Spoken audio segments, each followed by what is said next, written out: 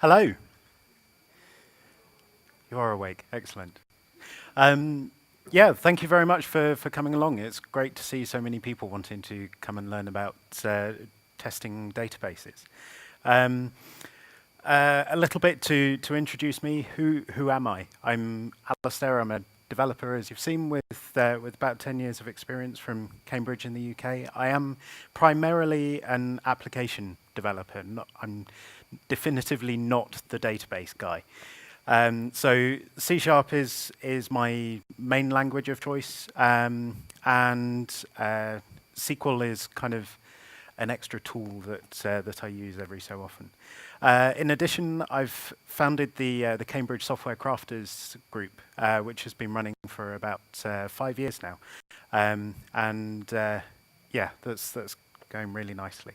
I'm also aware that I am the last barrier between you and your lunch, so I will try to keep this as brief as I can.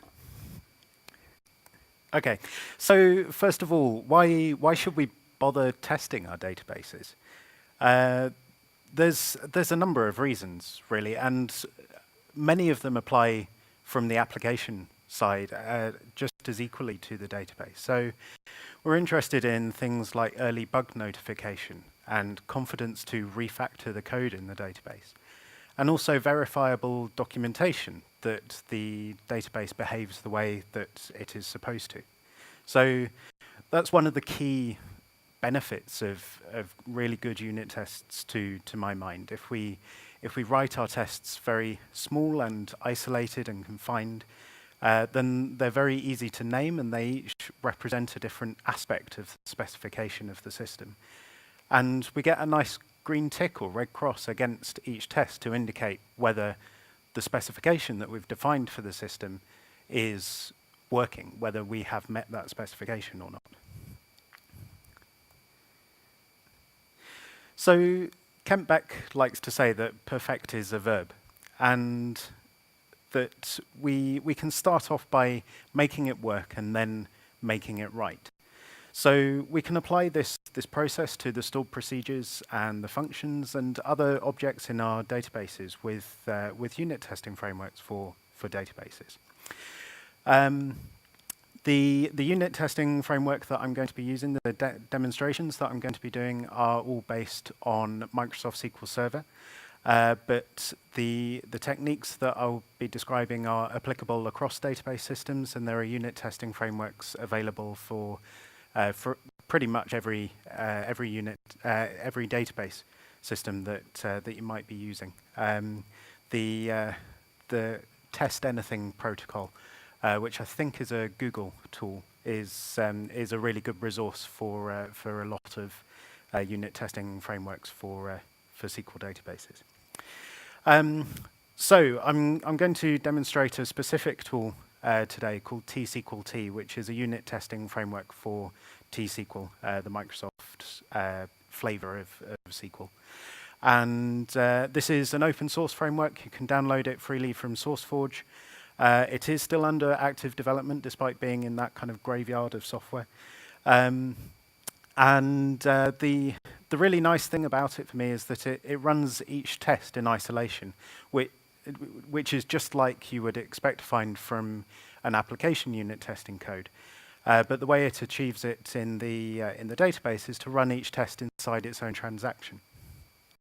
It also groups tests into schemas within the database. So this is a concept that's specific to SQL Server, and I think also to Oracle as well, of sort of being able to divide up a single database into lots of schemas to provide sort of access control and kind of logical grouping of objects and that sort of thing. And the way TSQLT uses schemas is as the equivalent of a test class, essentially. So the equivalent of your JUnit suite, for example,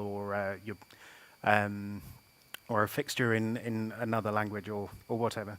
And this allows you to really group your tests into very kind of specific related collections of tests, and organize them well and share the setup between the tests as you need. something that I found with this particular tool, I don't know if if it applies to others as well, is that creating a test class, a test schema, will overwrite it if it already exists. And this is, again, part of the kind of isolation aspect of running the tests. Finally, T-SQL-T also has mocking capabilities built into it as well. You can fake tables and views with it, and you can also spy on stored procedures as well. So a few sort of recommendations about things that that you should and shouldn't test within a database. I would definitely recommend that you do test the stored procedures and functions, triggers, views, constraints, that sort of thing. Anything that is behavior, essentially. Anything that that you could class within the database as a kind of action that it would take. And I would recommend against testing things like table structure and schema definitions, that sort of thing. To me, this is very much equivalent to testing that an object has been defined with the specific properties, and that the properties have particular types and sizes and that sort of thing. And it leads to very brittle tests, essentially. If you have to add another column to your table, for example, then you're going to end up having to fix the test in exactly the same way as you fixed the table in the first place. So they don't really add that much value to my mind. So let's dig into some demos, which are over here. Okay, so we'll start off by creating a new database. And the database that I'm using is one called Chinook. Ooh. The Chinook data... Sorry? No, indeed. Thank you. How has that happened?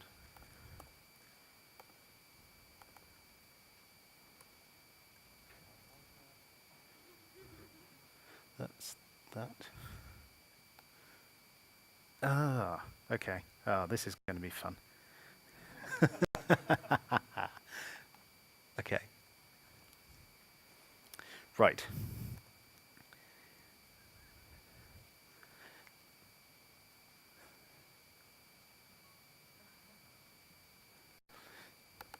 Let's start by running that. Okay, that is creating the database.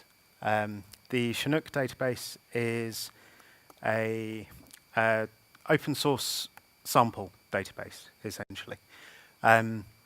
It is it represents a kind of online music store. It has tables for artists and for albums. It has tables of employees and support representatives, customers, etc., etc., etc. It's a very, very kind of nice, complete sample database, essentially.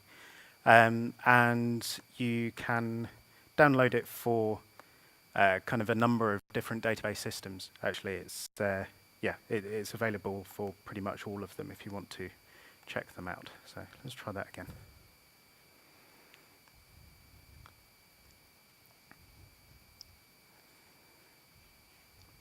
Okay, hopefully that worked this time.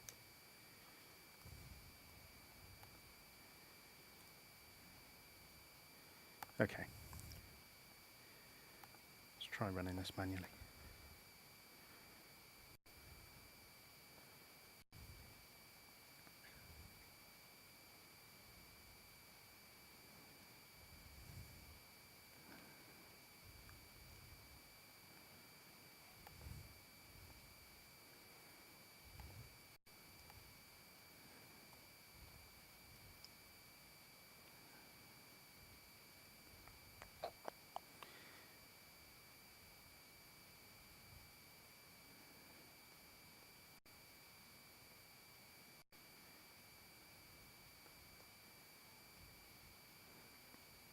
Okay, while that's ticking away, I'll bring up the scripts to install T-SQL-T as well.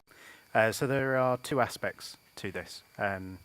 again, this is pretty much kind of tool specific, I guess. The first aspect is that T-SQL-T relies on the SQL CLR, which is a piece of technology that allows you to run .NET code inside SQL Server as a sort of an additional way of kind of enhancing the programmability of your database. It comes with a number of performance implications, so don't enable this on production. And a few years ago, about 2 years ago, I think, Microsoft found a massive security hole in it as well. So really don't enable it on production. So if we enable that on, hopefully that has now arrived. Yes, there we go. Great. So yes, as I say, we've got tables for albums and artists, customers, etc. Everything that you would expect to find from a sort of iTunes-like example app, I guess. So we'll enable the SQL CLR on this, and we will install T-SQL-T as well. Go.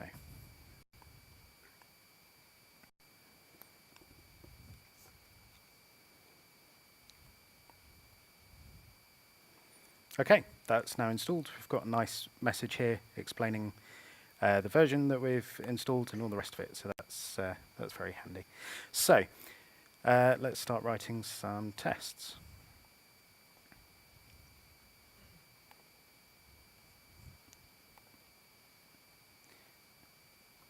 So as I say, we need to create a test class, which is like a test suite. So we have new test class,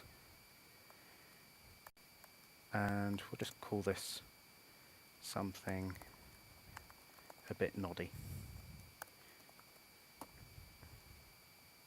Excellent. So we've hooked up T-SQL-T successfully there, and the first test that we're going to write is for a new feature that we've had. So we have, as I say, albums and artists, and we have a new feature for the application where we want to display all of the albums that a particular artist has released on their kind of home page in our application, essentially. So what we want to do is we want to write a stored procedure to do that, so that we can take advantage of the sort of compilation of that procedure and the speed increases that we get as a result of it, because this is going to be a very kind of common query to run. So we start off by writing our test, so we can create a new test class for these specific tests, and we will call this music tests. And our tests are just stored procedures.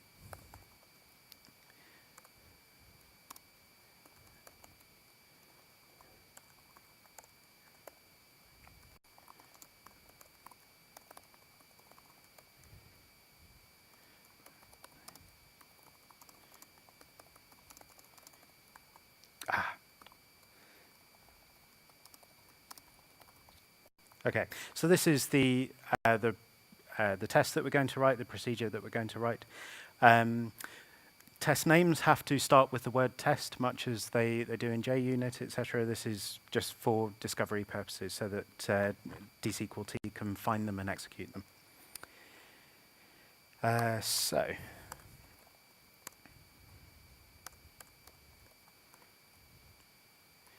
we will start with our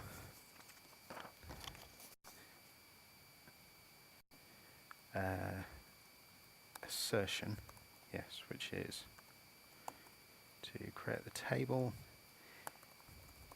So this table that we are defining here is going to contain the expected results that we will retrieve from the query that we're going to run. and that is going to contain a single column called album title, and into that table we are going to insert appetite for destruction,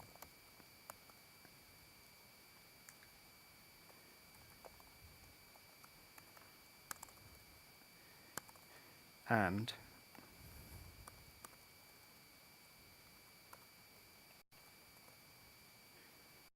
we also have use your illusion 1 and use your illusion 2. So within the database we have within the artist we have Guns N' Roses. Within the albums we have these 3 albums, and we know that when we execute this query with Guns N' Roses as an input, these are the results that we want to get back. So we have one table with one column called album title and these 3 values. And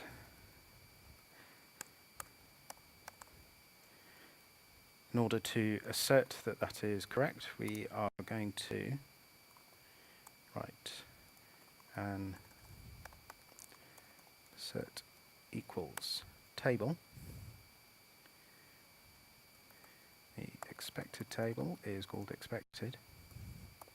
The actual table will be called actual. We don't care about the rest.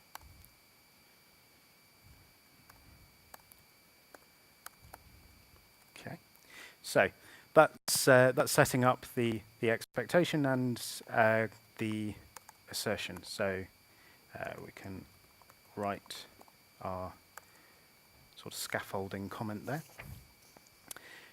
and then to actually call that, what we are going to want to do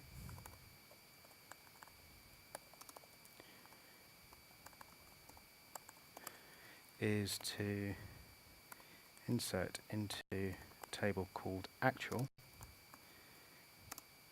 and we're going to insert into that the results of this stored procedure that we will write momentarily.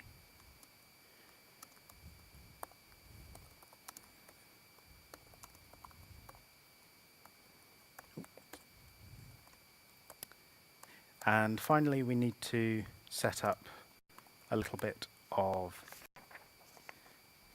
context for the test. So to do that, we create another table which we will call actual, and that also has an album title and varchar 160. So that is only there really so that we've got a bucket that we can record the results of the stored procedure that we're going to run into. And if we run that, we can see that it executed successfully, but the test has not run yet. That has just created the test in the database. In order to run the test, we call run all.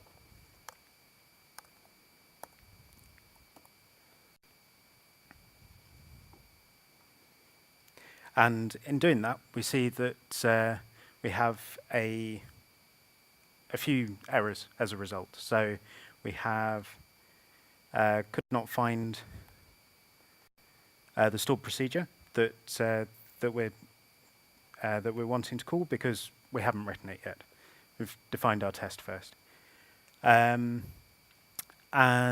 you can also see that we get this nice sort of output about the with some information about the test run, so how long it took, what the result was, etc. And we'll see as we start to write the implementation of this stored procedure that that information will become much more helpful. We'll be able to use that to drive the implementation of the procedure. So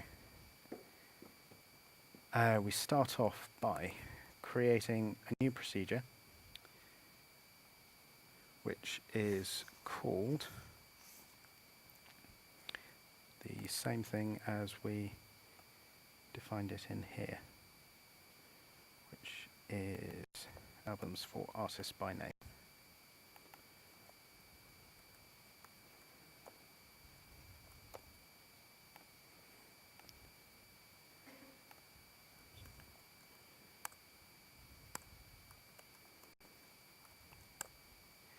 And that has one parameter, which is the artist name, which is a varchar.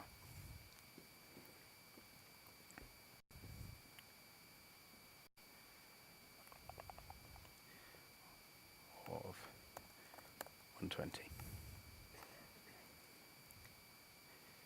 So for the first implementation, we want to sort of build this up incrementally. We are going to just retrieve the album title for everything. No restrictions on it whatsoever. So this is really simple. Select album title from DBO album. And if we run that, oh, we've got another error, invalid column name. Album title.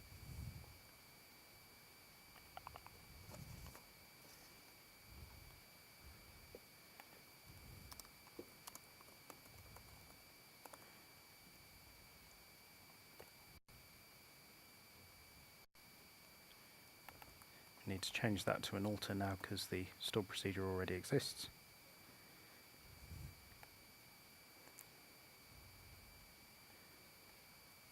Okay.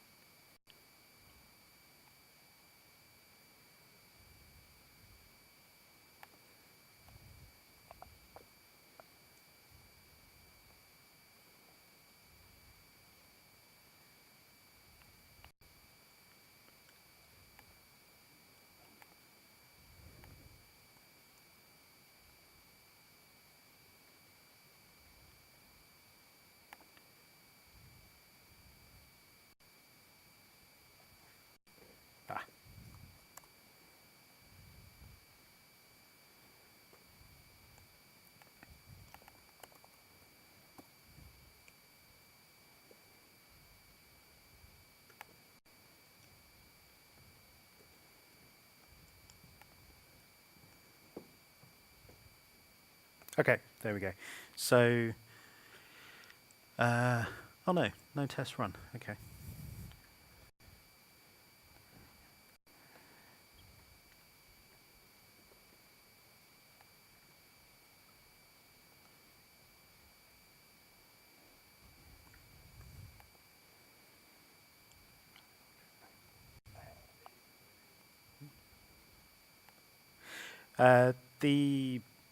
The square bracket should escape those. Okay, let's.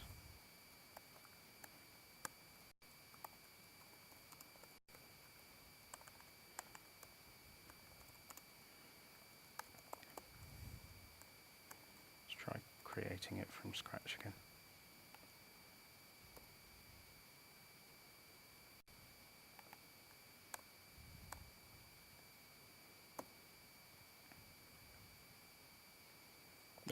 Okay.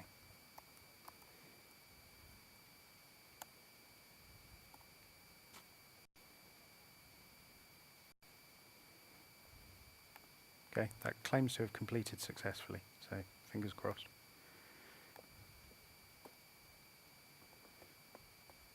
Yes, at last. Okay, right. So you can see from the output here that we have the three rows that we were expecting, and we've got output from t telling us that they match in both the expected results and the actual results. What it's also telling us is that the actual results also contain all of these other rows as well that we don't want. So we can use that information to then further drive the implementation. And what we will do there is to add an inner join on the artist table.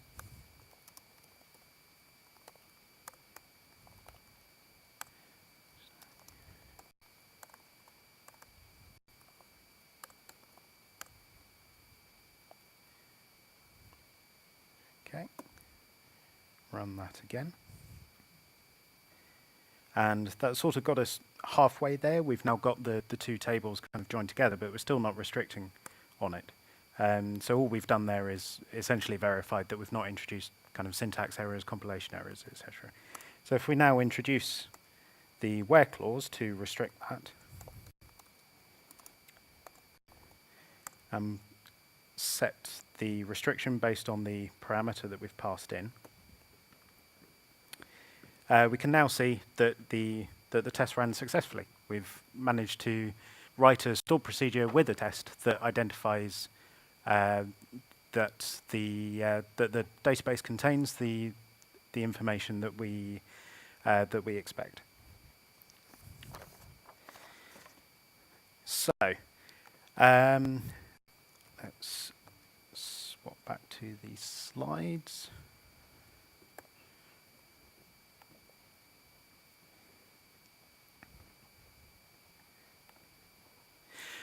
So in addition to stored procedures, you can also test the constraints on your table. I don't have time to do that particular demo today, unfortunately, but the sort of key thing to bear in mind with constraints is that you have to test for the violation of the constraint. You can't test that it you can't test the happy path for it, essentially. So the test is a little bit clunky because you have to essentially set a flag to identify whether the error that is thrown when a constraint is violated was thrown, and then kind of assert on that, essentially. It's, yeah, you sort of have to think about them backwards rather than forwards, sadly. I want to talk about a technique that I use in my application unit tests that you can use in database tests as well, and this is the test data builder pattern, which is something that was defined or described is probably a better word to use in Growing Object-Oriented Software Guided by Tests, which is a fantastic book. If you haven't read it, then go away, buy it, read it. Yeah, so much good advice in there. And this is one of the kind of most immediately applicable pieces of advice from the book. So given a unit test that looks a bit not like that at all, golly.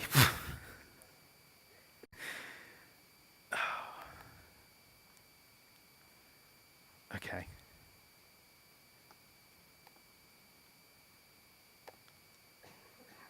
There we go. Right. Given a unit test that looks a bit like that, what we see in this test is that there's a lot of information here that the test probably doesn't care about that much. In order to create a new customer, you need to feed it an ID number, you need to give that customer a full name and a full address as well. It would be really nice if we could instead just give it the information that we cared about for the test. And that's exactly what the test data builder pattern is there to do. It provides default values for the stuff that you don't care about, and allows you to override them for the stuff that you do care about.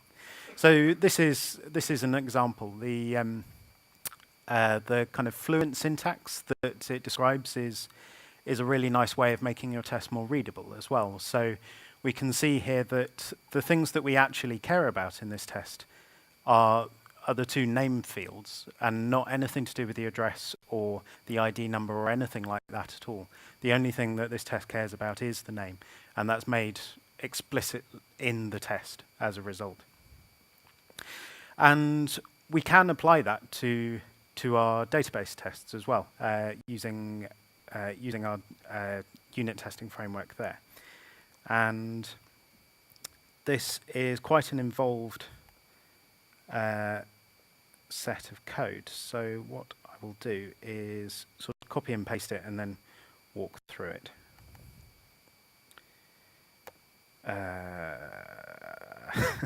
This is okay.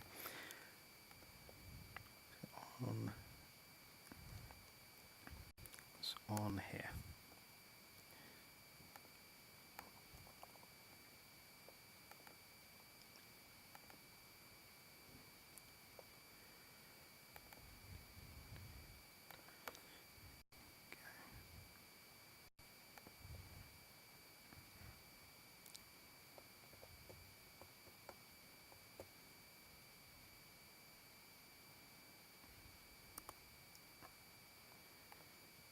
Okay, so what we do first of all is just test that the schema for test data builders, where we're going to keep them, is there, and create it if it's not. So yeah, that's kind of a bit of housekeeping. We create a procedure. Again, it's just another stored procedure in the database, and the key to it is using the kind of default values for the parameters in your definition of the procedure. So, for example, we could set the default name here to JBlogs, etc. Company, all the rest of it, etc., etc. So that you've got all the stuff in there that you can just kind of provide if you don't care about that particular value. The code for this is sort of a bit overcomplicated because it's designed to handle the scenarios where you're using a faked table from T-SQL-T. So, for example, this first block of code here is for the scenario where we're using a real table in SQL Server and not a faked one, and we do that with this line here to identify whether it is a real table or not. And all we do really is just insert into that table with the values that were provided to the function.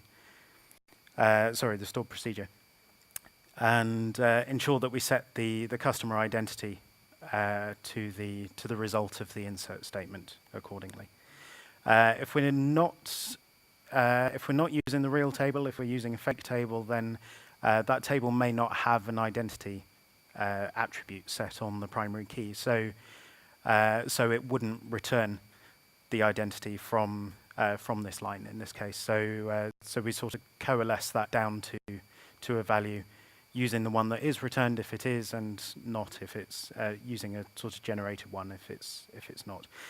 And again, we just insert into the table, catching errors along the way, and it is then just a case of calling the function as so. So for example, if this line were taken from a test, then we'd be able to say, I've added a customer to the database. It's got the first name Joe, and that's all that we care about for that particular test. So yeah, it's a way of making your test more readable and more explicit at the same time.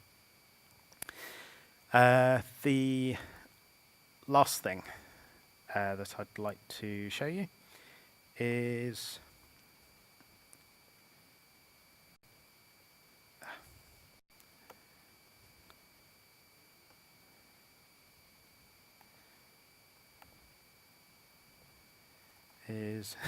near the end. Yes, let's go from there.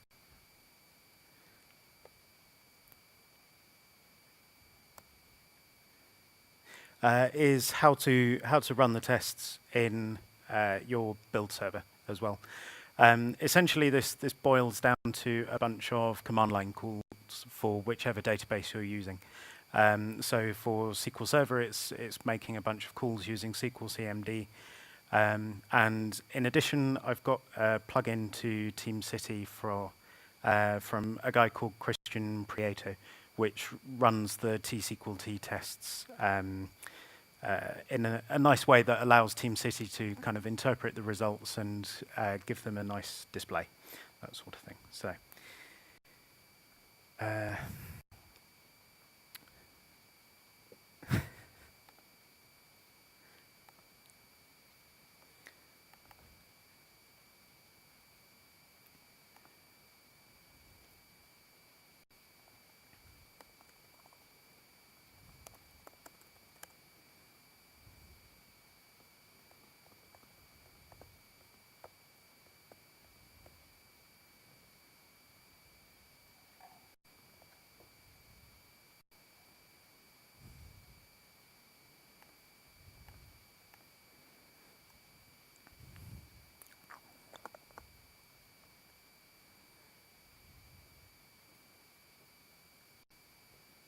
Maybe the laptop needs more coffee too.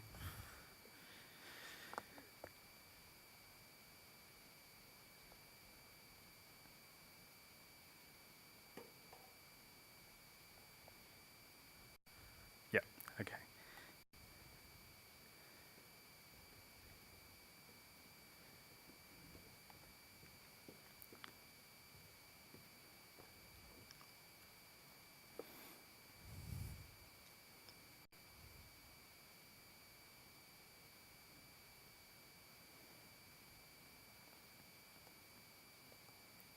Okay, so we have essentially 3 steps to test the database. First of all, we have to deploy the database. So we have to create all of the objects in the schema. We also need to deploy any additional objects that are specific to the test run. So that's specifically the test suites that we have, and also the kind of additional data, the test data that you might need. So, as I say, a bunch of SQL CMD calls that deploy the Chinook database in the first place, go through the configuration steps that we did at the very beginning, and deploy the custom objects to install the tests essentially and run them. Running the tests is taken care of by this T-SQL-T runner that I mentioned, and that executes them, passes the output, gives them a nice display in the TeamCity test runner, and finally we drop the database at the end of the test run to ensure that we start from a clean slate each time. And that script is kind of hard coded to check if it exists or not. So that is the lot. Yeah, thank you very much for listening.